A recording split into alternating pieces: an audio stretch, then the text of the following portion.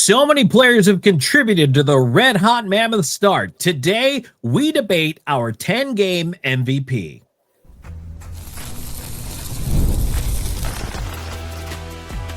You are Locked On Mammoth, your daily podcast on the Utah Mammoth, part of the Locked On Podcast Network, your team every day.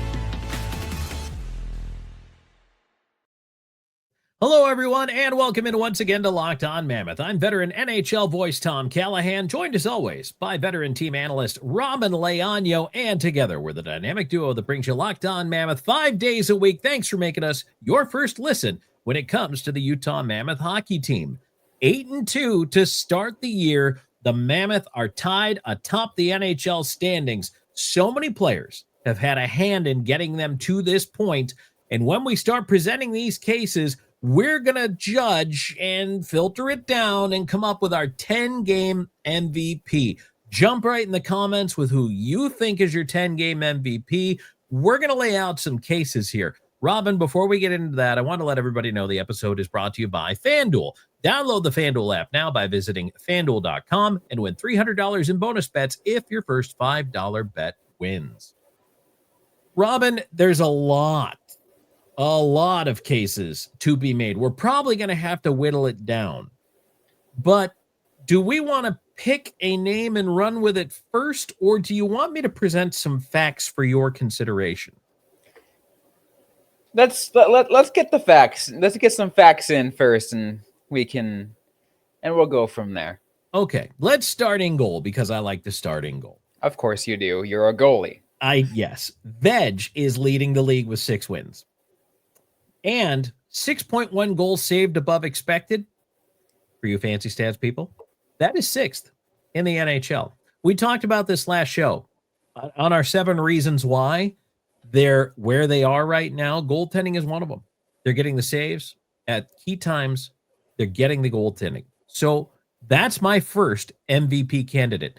Now, let me also present to you Mr. Nick Schmaltz, who currently is tied with Jack Eichel for the league lead in scoring. 16 points for the red-hot Nick Schmaltz.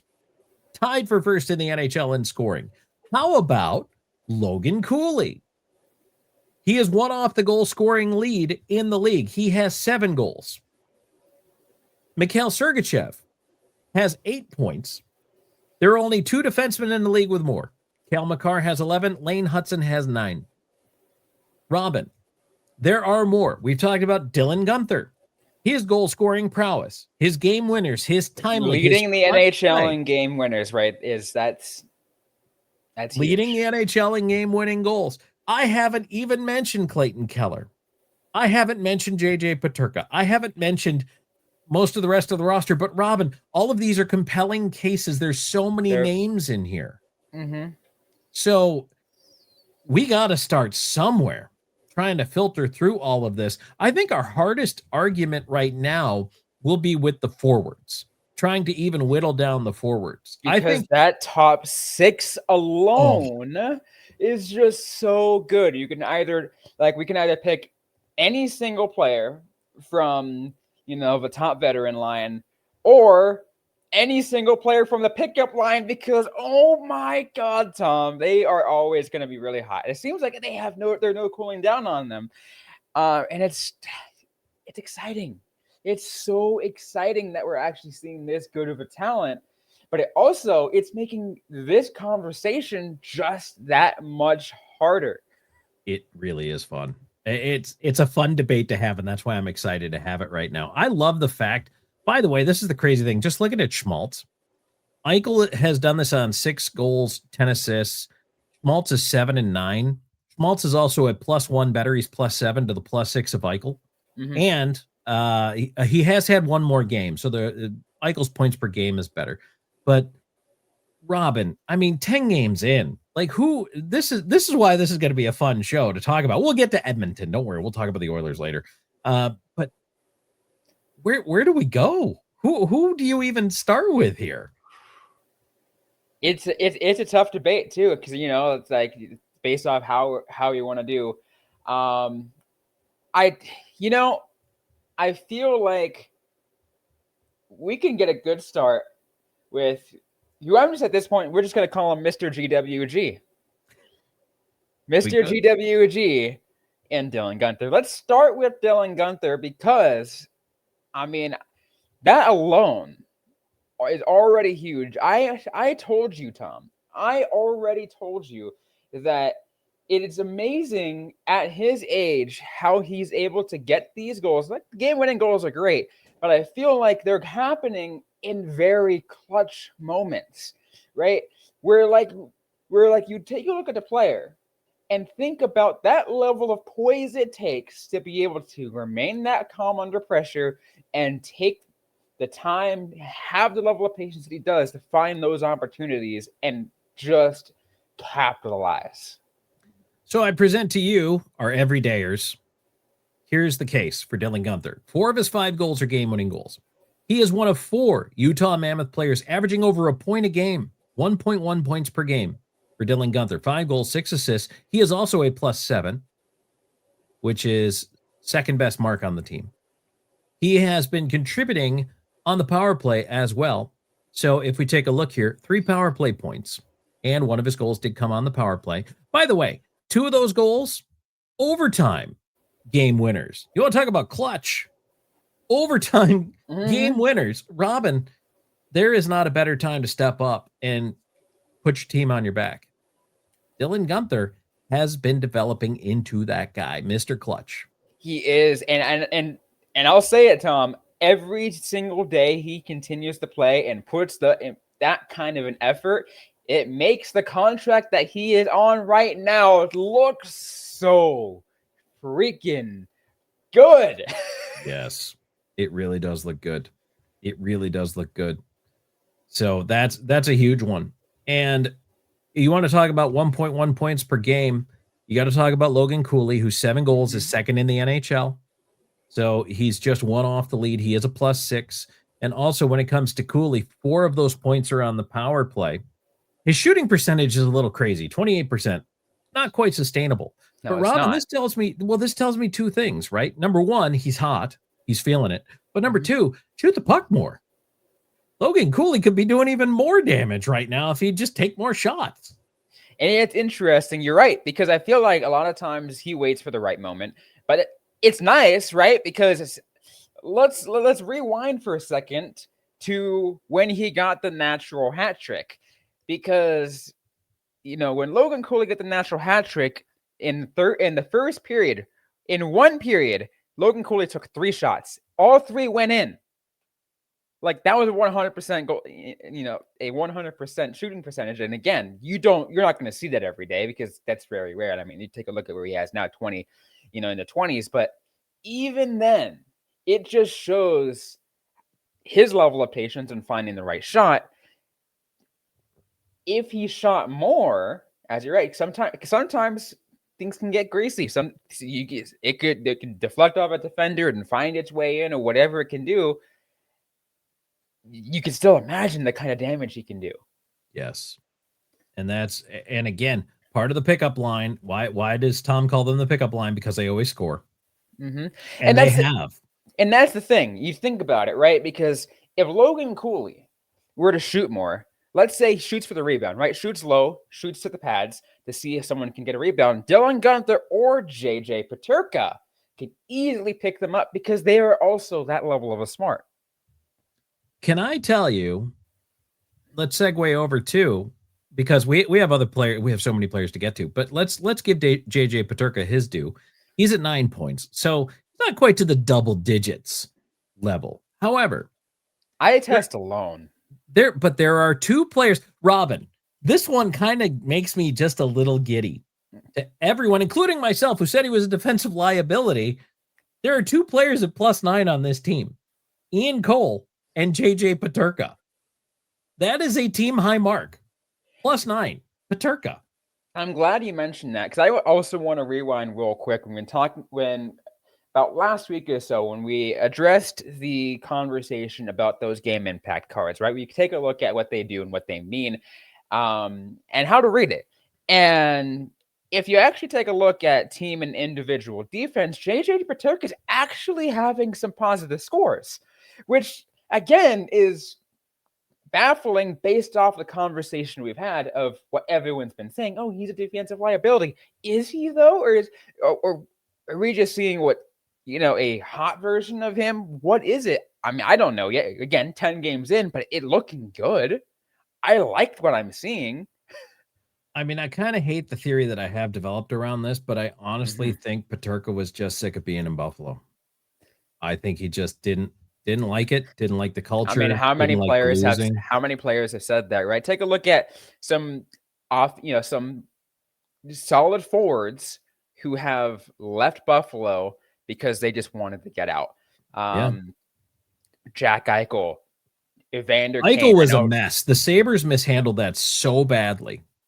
What a mess that was. And the reason why he wanted to leave was because of that, right? He just really wanted to leave because he thought that they were just really botching his whole injury situation. So but also Evander Kane, right? I mean, I say what anyone will about Evander Kane and his personality. He's still a really good hockey player.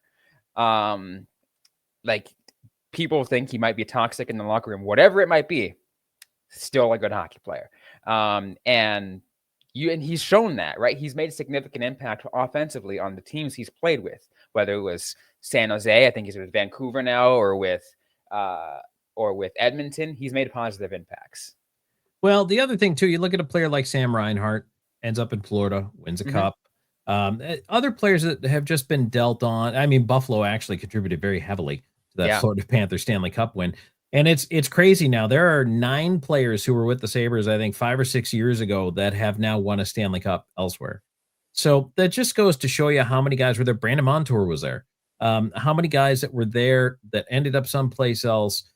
It's sad for Buffalo. That's my hometown. It pains me as growing up as a Sabres fan. But anyway, Peterka getting out of there, coming to a fresh situation where he seems to be happier. Plus, he's on a very exciting and dynamic line.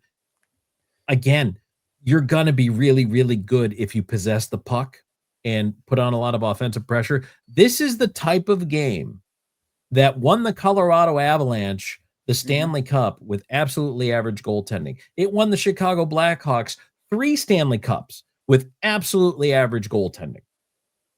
So if you have a goaltending tandem, which right now you do, they are both sharp in Utah, that is anywhere near above average, you're going to win a lot of hockey games. We'll talk about the goalies.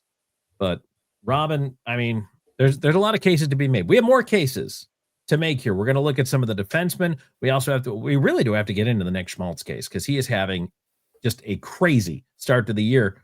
We haven't even talked about Clayton Keller, really. We'll get into that. And today's show brought to you by Monarch. Look, let's be honest. Most of us can't even name all of our financial accounts, let alone what we're worth. Between 401ks, savings, and investments, it's easy to lose track. And that can mean leaving money on the table. And that's why I started using Monarch. It's an all-in-one personal finance tool that brings your entire financial life together in one clean, easy-to-use interface on your laptop or even on your phone. So, look, I love that I can review absolutely everything with a financial planner. You can look at your goals. You can make better financial decisions. You can track the short-term, track the long-term. And I love the visualizations on the dashboard. Plus, the smart tools really do make it a lot easier to understand where my money's going, number one.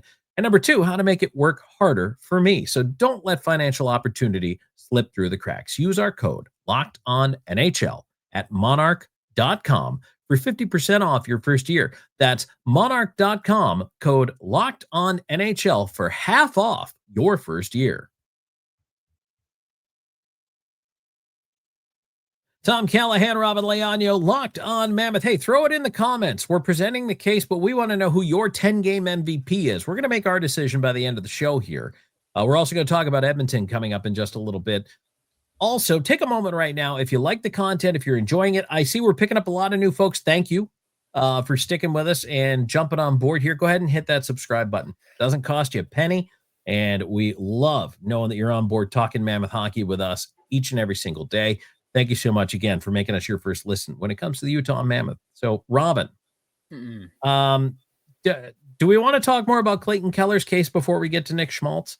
I think we have to talk about the captain, right? We have to talk about the captain. Absolutely. 8 assists, 12 points. Both those are second on the team. Okay. So that's pretty good. +6, like that. 1.2 points per game. That is the second highest average next to Nick Schmaltz. 7 of the points are even strength. 5 are on the power play. So he's contributing in the special teams as well. And is shooting at a reasonably solid 16%. Again, Clayton Keller could shoot more, and I would be perfectly happy with that. But what I like about Keller is that he's so good, Robyn, and I think this is why he gets taken for granted. He's so good, and I'm talking nationally, not locally. He's so good at filling whatever role his line requires and the team requires him to fill. Do you need him to be the shooter? He can. Do you need him to be the setup guy? He can. Does he need to play a tough game? He can. He can do it all. He's the Swiss Army knife of this hockey team, and he's so good at it and makes it look so effortless that I think a lot of times people almost are like, whatever, Clayton Keller. No, this guy's special. You need to acknowledge that. I'm starting to firmly believe that people just love the write-off Clayton Keller because he's, quote, undersized.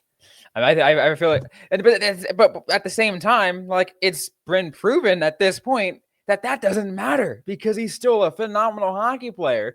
I mean, and here is a case, I think a huge case of why it should be put onto his favor for this MVP talk, for the 10-game MVP, is take a look at the first couple of games. First we say like those first 3 games, right?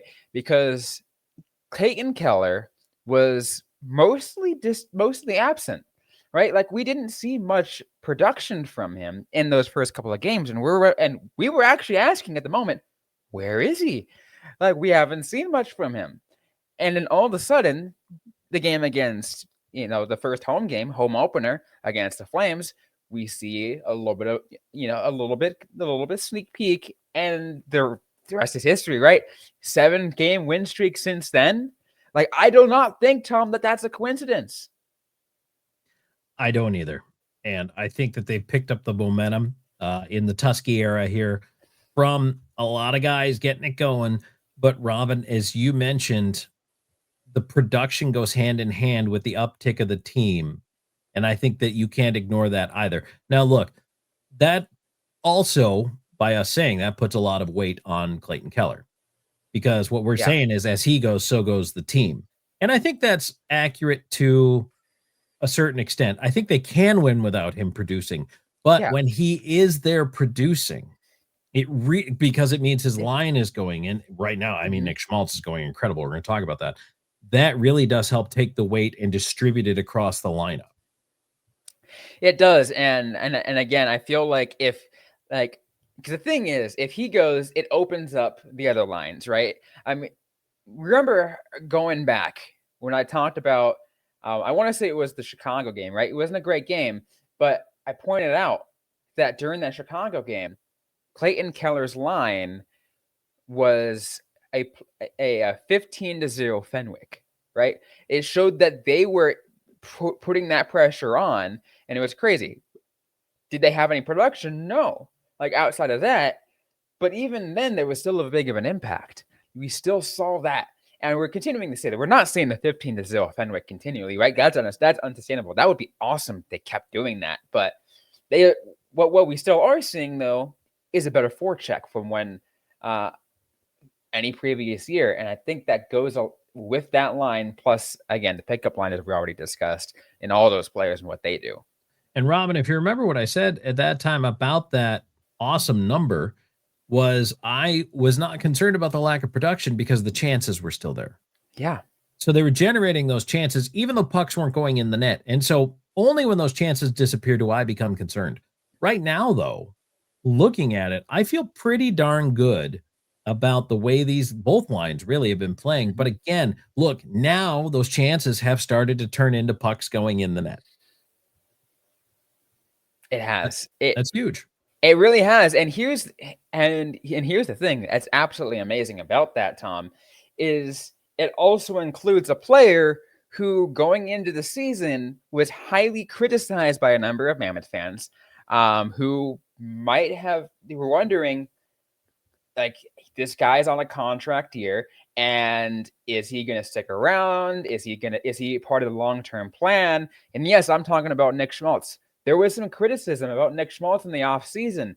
And honestly, I think we were included about that, right? We wanted to see more from him because we know what kind of a leadership, what a leader he can be, but we didn't see that at all last year. He was quiet last year. When I did not see this level of Nick Schmaltz coming in the opening 10 games here, Tom.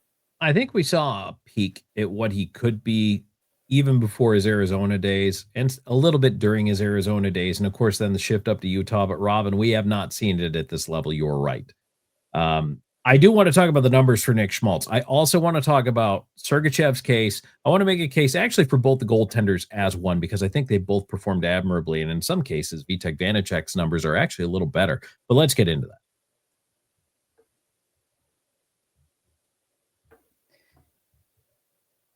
And today's episode is brought to you by FanDuel. The NBA is back, and there's no better to get in on the action than FanDuel, the official sports betting partner of the NBA. Even if you miss the start of the season or just want to ride the hot hand, FanDuel has live bets on really everything from who to score the next fourth quarter comebacks. Plus, you can even combine your live bets into a same-game parlay for a shot at bigger payouts. It just keeps the game exciting, especially when your team is making that late push. Right now, FanDuel is giving new customers $300 in bonus bets when your first $5 bet wins. So head over to FanDuel to sign up and play your game with FanDuel, the official sports betting partner of the NBA.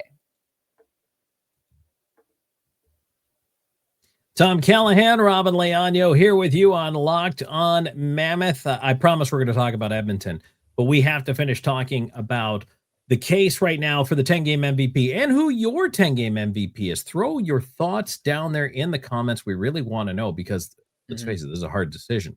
It is a tough decision. Very tough. Let's talk. Let's case for Nick Schmaltz here, right? Okay, tied for the league lead in scoring. That's a pretty big feather in the old cap. 7 goals, which is tied with Logan Cooley, one off the league lead.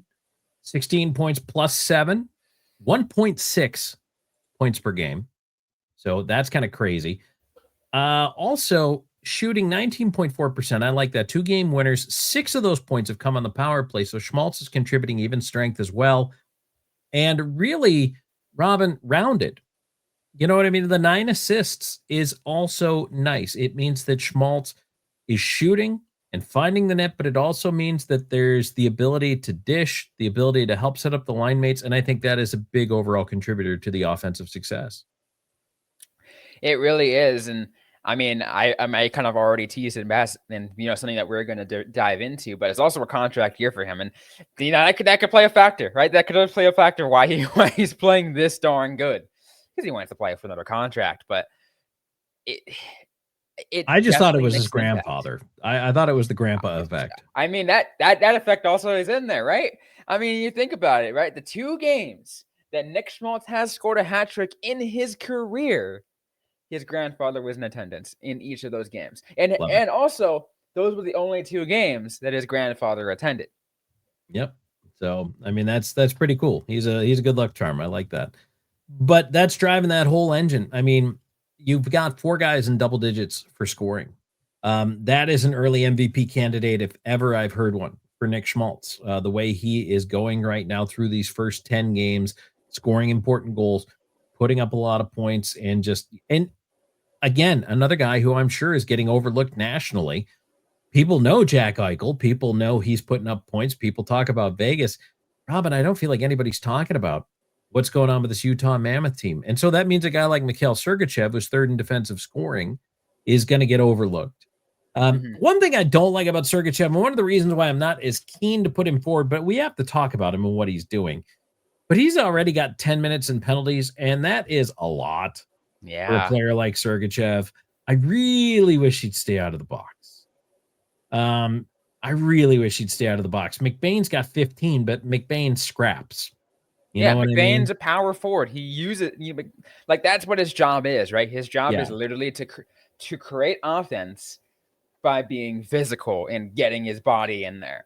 Yeah. So no Lady Bing for but- Sergachev already. I can tell you that. No. But so, I mean, I want to mention Sergachev, and I think there have been a couple of times where he's still been inconsistent about the actual defensive part of the game. And I know he's very focused on the offense. He told us that in training camp, but you can't ignore what he's doing, and he is contributing. And I think he's making some smarter decisions with the puck, whether it's getting the puck through or being able to pass off. Now, we did talk, sometimes we feel like he's passing out of shots.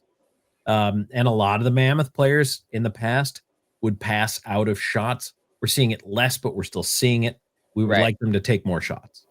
I would love to see more shots. I mean, we are seeing more of that, which is good. But it's a step in the right direction. Let's just keep it going. Keep that momentum going. Yes. All right. And so the last case to be made, we're going to talk about the goaltenders here, because I feel like we should. I think the goaltending. So again, Veggie leading the league in wins, which is fantastic. And then he's 6-1 right now. His save percentage, 905, is not near the top. And again, this is a 10-game sample size, but that's all we're going on. His 2.43, also not near the top. You know who actually has a really nice goals against average is Vejmelka Vanecek, who is at a 2.0, which is tied for 8th. So that's pretty good. And honestly, he should be more like tied for 5th, because among the goaltenders in front of him, 10 games in, 3 of those goalies only have 1 game played. Nico Dawes, Carl Lindbaum, and Colton Ellis. So if you take those guys out of the equation, Vanecek in his 3 games, he's 2-1 with a 2.0. That puts him about 5th. So I really like what he's doing. And he's got a 913 save percentage, which is actually better than Veggie's. So I think the goaltenders as a whole, we can take as a product of these guys look really good right now. And they are giving you a solid amount of saves. I mentioned, and I'll look it up real quick to find the stat. 6.1 goals saved above expected, 6th in the NHL for Veg. So that is also a really nice number to see. That means he's not only is he doing his job, he's doing his job above and beyond. You know, it's interesting because I know it is only 10 games in, but it made me think if these goalies can keep it up, like, could you imagine this tandem? I'm blanking on the name of the trophy, but essentially getting the trophy for the best Jennings goalie trophy. There we go. The Jennings trophy. Like, I see it as a possibility at this point based off how they have been trending.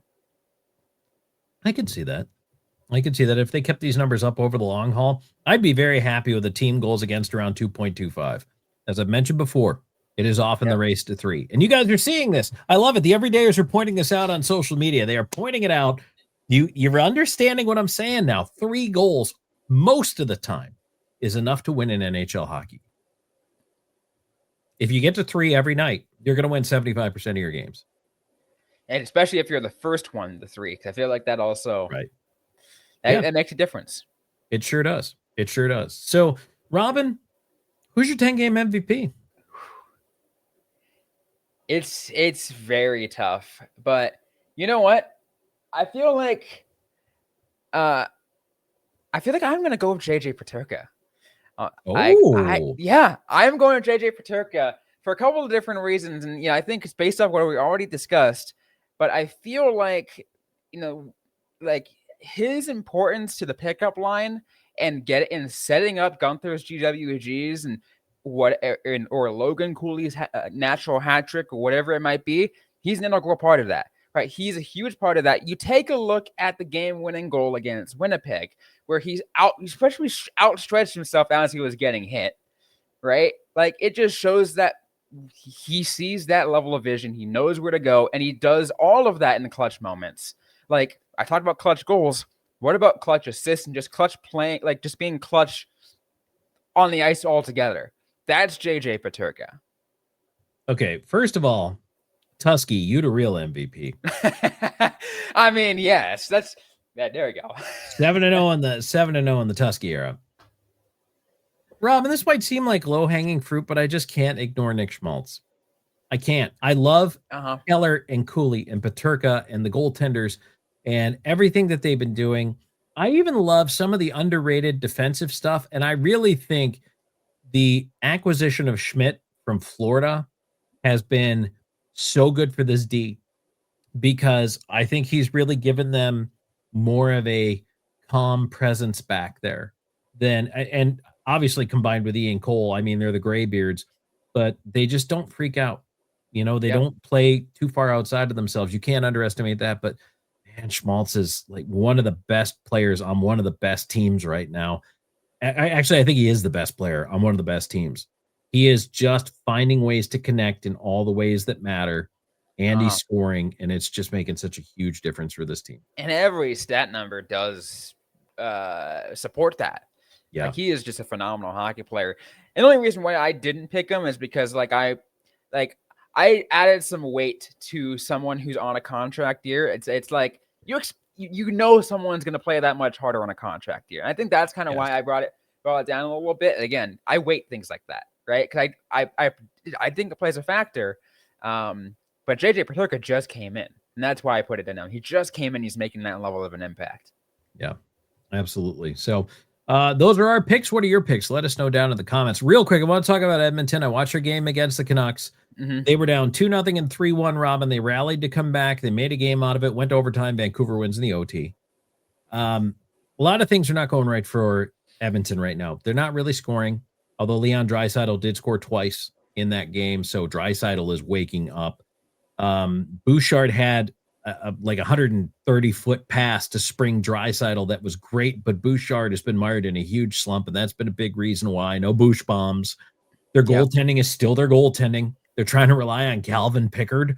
No, that doesn't look very good right now. And they're having trouble scoring goals. They have some goals. They are dangerous, but they're just letting in more. They've let in 32 so far. They have not found the execution yet throughout their lineup. And so I think that they did look better against Vancouver. They did look like they figured it out in the third period, and that worries me a little bit. But Robyn, this might be one of the last times Utah might be able to catch Edmonton napping on home ice. Very well could be. And it's interesting you bring a couple of those things up, because like one of the things I was going to say is like, you better pray to whoever you pray to, right? That these guys don't wake up yet. Like some of them are starting to, which is going to be a little bit scary. And it's interesting because before the weekend hit, I did a little quick hit on the Sean O'Connell show on ESPN 700, and they asked me about the Minnesota game, and I pretty much said I'm going to be cautious because what you want to do from this team is it's inconsistent so far. Because I mean they've been getting better, but there's still a level of inconsistency that we don't know, where we can see potential naps. And if Utah is caught on any nap, you do not want to allow your Leon Draisaitl. Now we're going back to the Edmonton side of this. You do not want to allow your Leon Draisaitl or your Connor McDavid or whoever to take advantage of that nap. Because once that happens, all of a sudden you're in a 3-goal deficit, and you cannot come back from that. And you're playing in Edmonton. You Correct. don't have last chance. You can't really match lines. This is up and down the lineup. Everybody needs to be awake. I mean, it is. McDavid doesn't even need you to be asleep. He just needs your eyelids to be a little droopy, and he's through your whole team. Exactly. And I think that's why, like, it's like you have to be very cautious going into this. But at the same time, you talked about what this team has been, right? You know, the Edmonton team has been, right? They have allowed, among the most goals in the National Hockey League.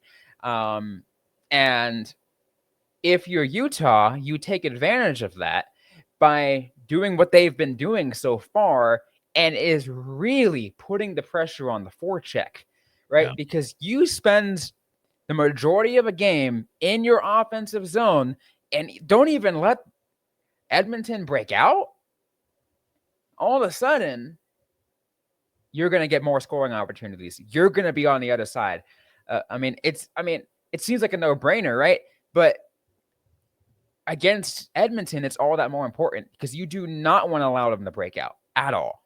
And if you're forcing them to stretch, you're going to get some errant passes. Not everything's going to connect, but you do also have to be aware. Like I say, the other day, one of those goals that Draisaitl scored, I mean, Bouchard was below his own face-off circle and fired it to the far blue line and caught Draisaitl in stride. If you haven't seen it, go look it up because I'm sure it's everywhere on social media.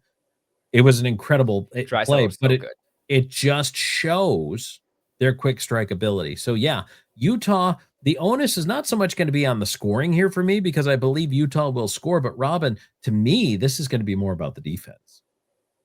And I think, and that's why I brought the forecheck up, right? Because, like, and that just goes on the blue liners, but it goes on the whole team. Because, again, I already said it, and I'll say it again. If you, like, that, you know, not allowing them to break out or forcing them on the perimeter on the out, like in the defensive zone, it's a whole team effort. You want to decrease the amount of quality shots that Edmonton can get up.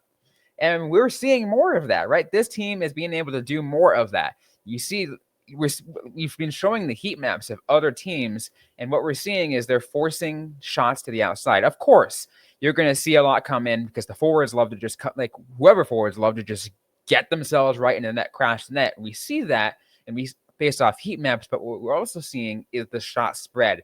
We're seeing that happen where they're forcing it to the perimeter. We want to see more of that. If Utah can keep that going, they win this hockey game. This will be a puck possession game. Absolutely. Absolutely it will. All right, so let's talk about one other thing I wanted to actually get into before the show ends here, and a little bit of a sad note, but a guy that I actually called some games that he played him back in the day and got to know a little bit. But Cam Brown has passed away in a motorcycle accident at the age of 56. He was an ECHL Hall of Famer. And if you remember, the ECHL, for those who might not know, is the AA level. Yeah. Brown was in Gwinnett forever, which is Atlanta, and was a Gladiators player for a very long time, 16-year pro career, did play in other leagues like the IHL and the American Hockey League, but really known as an ECHLer. So just wanted to extend, our condolences here to Cam Brown's family and just note that just a real shame to hear that one, Robyn, but I did want to mention it on the show.